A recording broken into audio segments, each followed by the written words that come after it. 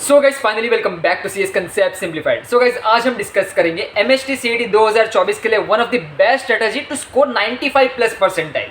अभी last moment है, अभी भी 20 डेज बाकी है। इन 20 दिन में भी आप 90 प्लस परसेंटाइल आराम से ला सकते हो। आपको इस स्ट्रेटजी को फॉलो करना है। अभी आपको मॉक टेस्ट दोगे तो मॉक टेस्ट में ये स्ट्रेटजी को आपको टेस्ट करना है कि स्ट्रेटजी आपके हिसाब से बनी हुई है या नहीं, आप उसको इंप्लीमेंट कर पा रहे हो या नहीं, आपकी मिस्टेक्स कहाँ पे हो रही है। अभी आप बोलोगे कि भैया एग्जाम से पहले कितनी मॉक टेस्ट देनी चाहिए। एग्जाम से पहले minimum 5 mock test is required. आपको कम से कम 5 मॉक टेस्ट तो देकर ही जाना पड़ेगा। सीईटी की एग्जाम में हल्के में मत लेना। कॉलेजेस बहुत अच्छे अच्छे मिलते हैं, विजेटीआई, एसपीआईटी, डीजे सांगवी, पीआईसीटी, आपके बहुत अच्छे कॉलेजेस है। Don't miss this chance. And guys अभी आप बोलोगे भैया मॉक टेस्ट कहाँ से लगाएं। सो मॉक टेस्ट के लिए मैंने आपको कितनी बार बताया, नीचे हमारा ऐप की भी लिंक है, वेबसाइट की भी लिंक है। आप वेबसाइट पे जाओ, फ्री मॉक टेस्ट अवेलेबल है। आप एक मॉक टेस्ट फ्री में दे सकते हो, वो भी एक मॉक टेस्ट 10 बार फ्री में दे सकते हो। 10 अटेम्प्ट है आप सभी के लिए। अगर आपको मॉक टेस्ट पसंद है तो आप परचेस करना, बाकी फ्री मॉक टेस्ट तो सबको देनी ही चाहिए। एंड गाइज अगर आपको मॉक टेस्ट आप दोगे तो आपको लगेगा पूरा आप सीईटी की एग्जाम दे रहे हो। कंप्लीट सीईटी इंटरफेस, सीईटी में जैसे आपका कंप्यूटर बेस्ड एग्जाम होती है सेम टू सेम वैसा ही इंटरफेस आपको देखने को मिलेगा। अभी हम स्टार्ट करते हैं इस वीडियो को कि 120 मार्क्स इक्वल्स टू 95 परसेंटाइल कैसे ला सकते हैं हम हमारे मॉक टेस्ट में, उसकी स्ट्रेटजी क्या होती है। So guys now let's start this video.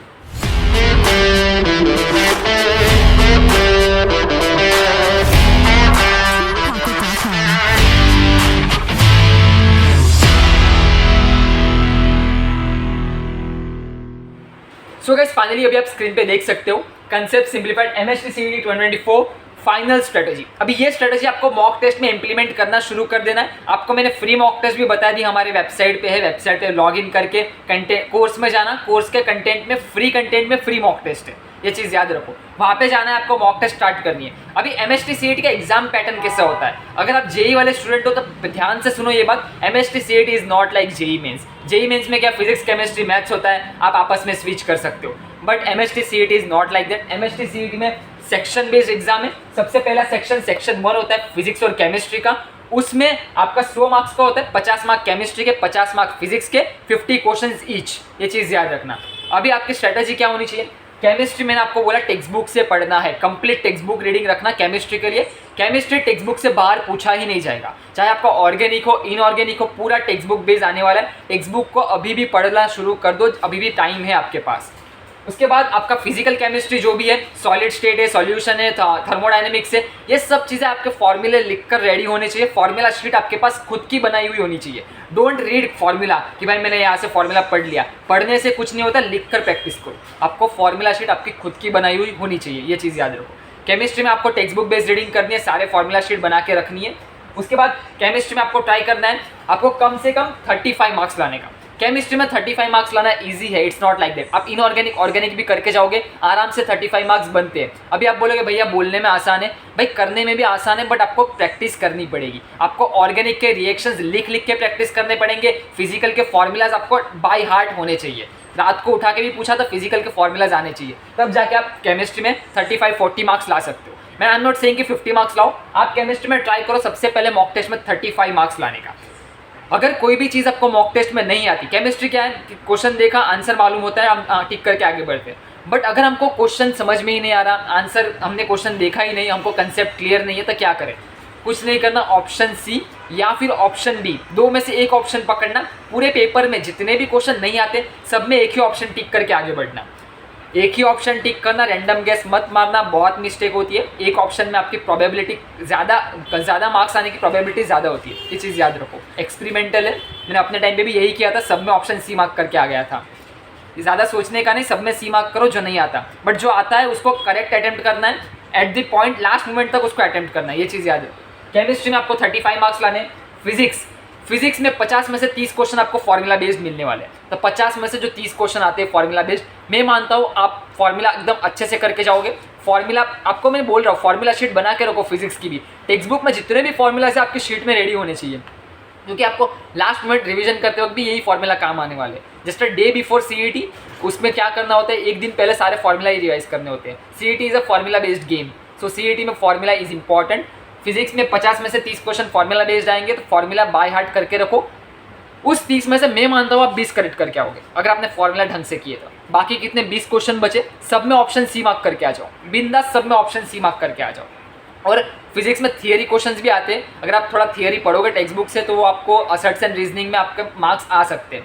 तो आपको ट्राई करना है फिजिक्स में 30 मार्क्स लाने का, केमिस्ट्री में 35 मार्क्स, क्योंकि केमिस्ट्री सबका ईजी होता है, सब लोग स्कोर करते हैं। फिजिक्स में आपको 30 लाने हैं 50 में से। ये हुआ फिजिक्स और केमिस्ट्री। अभी मेन सब्जेक्ट आता है जिससे बच्चे डरते हैं, वो है मैथमेटिक्स। मैथ्स में क्या करें भैया, अभी सेक्शन 2 आता है, यहाँ पे सेक्शन 1 आपका खत्म हो जाता है। सेक्शन 1 आपने कितने मार्क्स बटोरे, 65 मार्क्स आपने बटोरे, 35 एंड 30 फ्रॉम फिजिक्स, ये चीज़ है। सेक्शन 2 मैथमेटिक्स, मैथ्स आएगा 100 मार्क्स के लिए 50 क्वेश्चन, एक क्वेश्चन 2 मार्क्स का है। मैथ्स में आपको टाइम मिलता है 1.5 घंटा। अभी मैथ्स में प्रॉब्लम क्या है, मैथ्स में है ना क्वेश्चंस बड़े टफ आते हैं, questions are lengthy and tougher. आप लोग पूरा पेपर कंप्लीट नहीं कर सकते 1.5 घंटे में मैथ्स के 50 क्वेश्चन। तो आपको पहले से ही माइंड सेट बना के रखो, मुझे सारे क्वेश्चन अटेम्प्ट ही नहीं करने, मुझे मैथ्स में सिर्फ 25 क्वेश्चन अटेम्प्ट करके आने हैं। तो आपके पास 25 क्वेश्चन का ऑप्शन रहता है, आपको 50 में से सिर्फ 25 अटेम्प्ट करने, बट जो अटेम्प्ट करोगे ना वो बाई हार्ट अटेम्प्ट करना, सही से अटेम्प्ट करना, लास्ट आंसर तक अटेम्प्ट करना है आपको, ये चीज़ याद रखो। जैसे आपका इंटीग्रेशन नहीं आता, छोड़ दो, इंटीग्रेशन मत करो, 25 क्वेश्चन ऑप्शनल है, उसमें से 5 क्वेश्चन इंटीग्रेशन के चले जाएंगे, और क्या होगा। बट जो 25 करने वाले हो ना वो एकदम अच्छे से करो। मैथ्स 1 जो आपकी क्लास 12 की मैथ्स 1 की टेक्स्ट बुक है वो आपको बाय हार्ट होनी चाहिए, क्योंकि उसमें सारे इजी चैप्टर भरे हुए हैं। मैथ्स 2 आप जाओगे, डिफरेंशिएशन इजी है वो कर लो, इंटीग्रेशन नहीं आता छोड़ दो, डिफरेंट प्रोबेबिलिटी डिस्ट्रीब्यूशन है, बाइनोमियल डिस्ट्रीब्यूशन है, उसके फॉर्मुलेस करके जाओ, उसके थोड़े बहुत PYQs कर लो, इनफ है, ये चीज़ करो। मैथ्स में आपको 50 में से सिर्फ 25 अटेम्प्ट करने, मैं मानता हूँ 25 में से आप 20 करेक्ट करके आओ।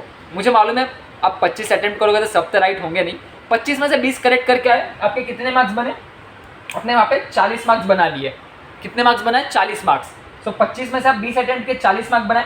उसके बाद आपके पास कितने क्वेश्चन बचे, और 25 क्वेश्चन बचे, टाइम तो खत्म हो गया, आपने 25 क्वेश्चन सॉल्व किए 1.5 घंटे में। लास्ट मोमेंट में बाकी के 25 में सब में सी ऑप्शन टिक करके आ जाना, बोल रहा हूँ सब में सी टिक करके आ जाना।